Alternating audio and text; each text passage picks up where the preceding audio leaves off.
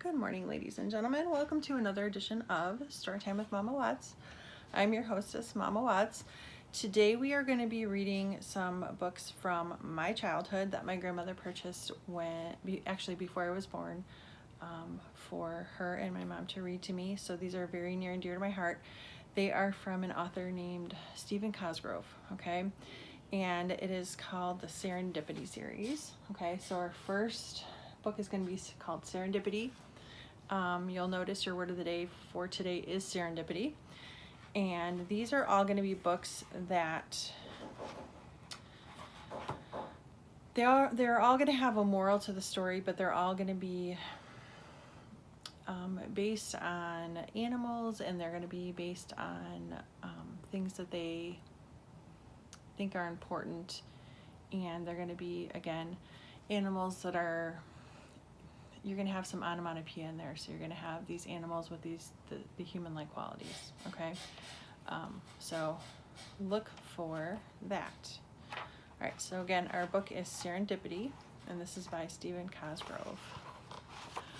On an iceberg far south in the Antarctic sat an egg. It was no ordinary egg, for it was 4 feet wide and 8 feet tall, and it had a distinct pink shade to it. Nobody knew what it was. The penguins and seagulls that lived on the iceberg just assumed that it had been there for a long time, and it probably had. For years and years, the egg sat there stuck in the ice, but then the iceberg began floating north. The days became warmer. Finally, the penguins and seagulls all packed and went back to the Antarctic because they liked it cold. The egg was left alone on an iceberg that was slowly melting.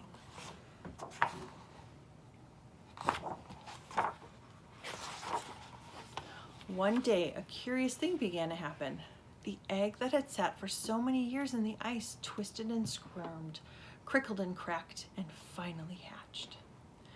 There, standing on wobbly legs and blinking her eyes in the bright sunshine, was heaven knows what.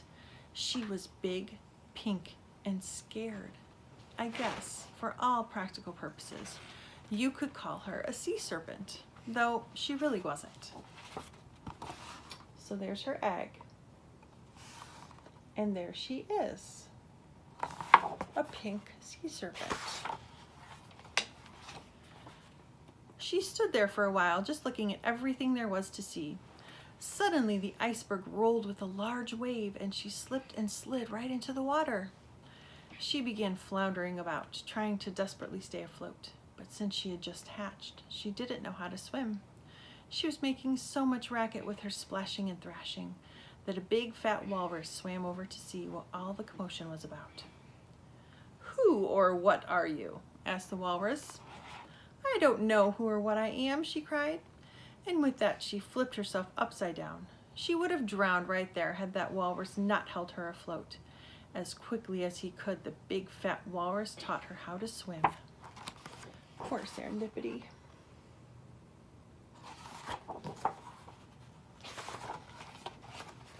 "Well," said the walrus, "now that you've calmed down a bit, let's see if we can figure out just who you are." He slowly swam around her, for she was growing even as he was talking. You're a bit too big to be a tuna and too small to be a whale. You have no feathers, so you can't be a bird. I just don't know what you are." She began to cry and cry. "I must be somebody. Why, I don't even have a name." "I may not be able to figure out who or what you are, but I surely can give you a name," said the walrus. "From now on, you shall be called, Serendipity.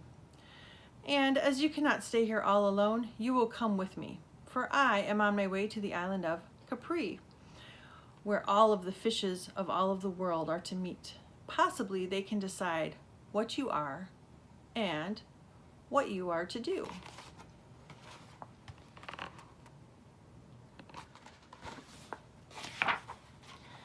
Since Serendipity had nowhere else to go, she set out with the walrus for the island of Capri. They swam and swam into the warmer waters of the Atlantic Ocean. Every day Serendipity grew just a little bigger until the walrus was constantly swimming in her shadow. One day, as they were hurrying on their way, they heard cries for help just over the horizon.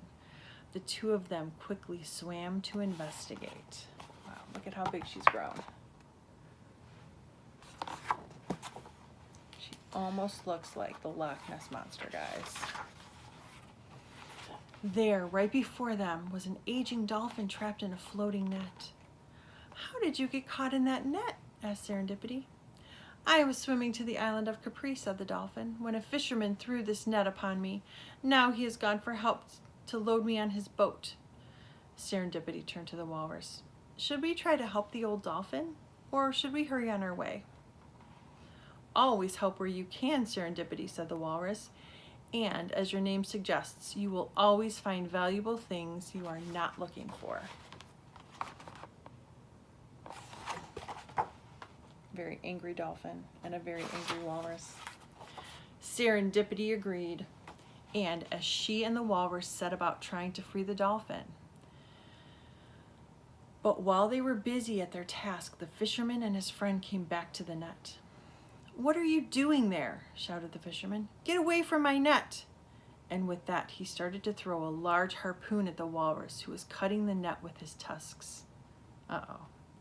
Without thinking of her own safety, Serendipity swam over to the boat. With a mighty heave, she flipped it over, throwing the fisherman into the water. The fishermen were sputtering in the water, so Serendipity very carefully lifted them up and dropped them onto the overturned boat, where they hung on for dear life. In the meantime, the walrus had freed the old dolphin, and the three of them swam quickly away. Look at how big she's gotten, guys. It's crazy. "I'm indebted to you," said the dolphin, as they rested for a moment, "for saving me from the fisherman." The dolphin looked at Serendipity for a moment and said, "I know the walrus, for he's a cousin of mine, but the likes of you I've never seen." "I don't know who or what I am," she said, "but the walrus is taking me to the island of Capri, where all the fishes of all the world are meeting. Then they will decide what I should do." "I too am on my way to Capri," said the dolphin, "but we must hurry, for we have a long journey and very little time." So once again, Serendipity the walrus, and now the dolphin, set out for the island of Capri.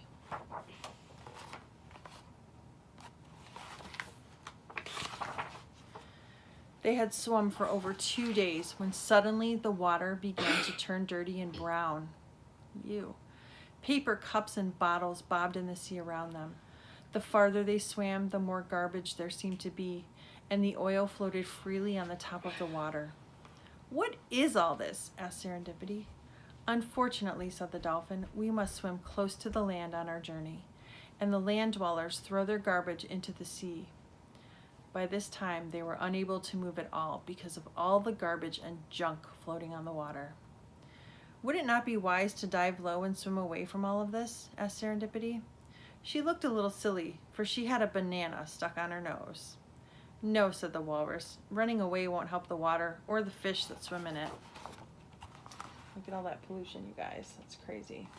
Poor Serendipity has banana on her nose.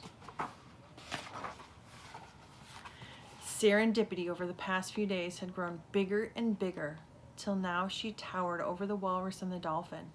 Because she was so big, she had more garbage and oil on her than the other two put together. To rid herself of all that dirt and grime, she began bobbing up and down in the water. By doing so, she created large waves that rolled onto the shore.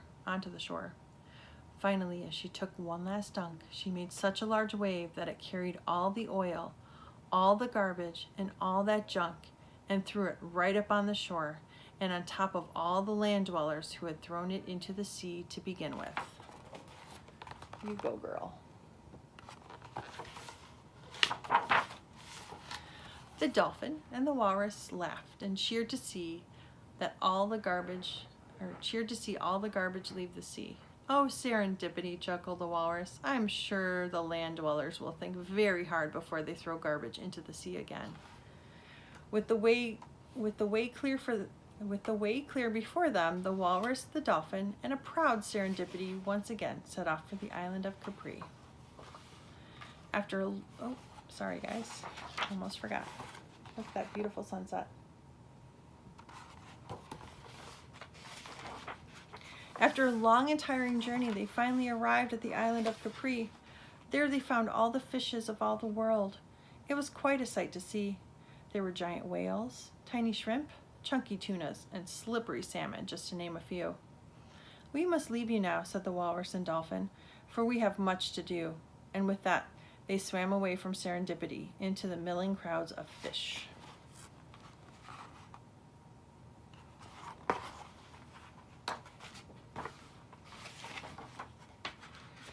Well, thought Serendipity, I'm never going to find out who or what I am by staying here. I must move to the front and ask the leaders of all the fishes. She bumped and pushed her way to the front, and there, to her surprise, was the fat walrus and the old dolphin. "What are you doing here?" she asked. "We are the leaders of all the fishes," they answered. "But why hadn't you told me before? I have come all this way only to find that you were the ones who would tell me who or what I am," she cried. "Serendipity," said the dolphin. "We encountered many dangers on our trip here, and you overcame all of them. In doing so, you have discovered that you are brave and kind, and that is what you are." "And as to who you are," said the walrus, "you are Serendipity, and like your name, you always gained riches that you did not seek." They've got little crowns on their head. It's so freaking cute. "That is all well and good," said Serendipity. "But now that I know who and what I am, what am I to do?" "As you are now the largest of all the fishes of all the world," said the walrus and the dolphin, "we hereby proclaim that you shall be the guardian of all the seas. It shall be your duty to protect the waters of the world from the land dwellers and to make sure that the oceans stay clear and blue. If ever you throw your garbage in the ocean, lake or sea, you'd better start to rowing, for there will be serendipity." The end. Well, ladies and gentlemen, I hope you enjoyed that story. Like I said, these are near and dear to my heart. These were written in the 70s, so obviously things have changed a little bit, but I hope you enjoyed the story. I will be uploading this shortly, so have a wonderful day. I'll talk to you soon.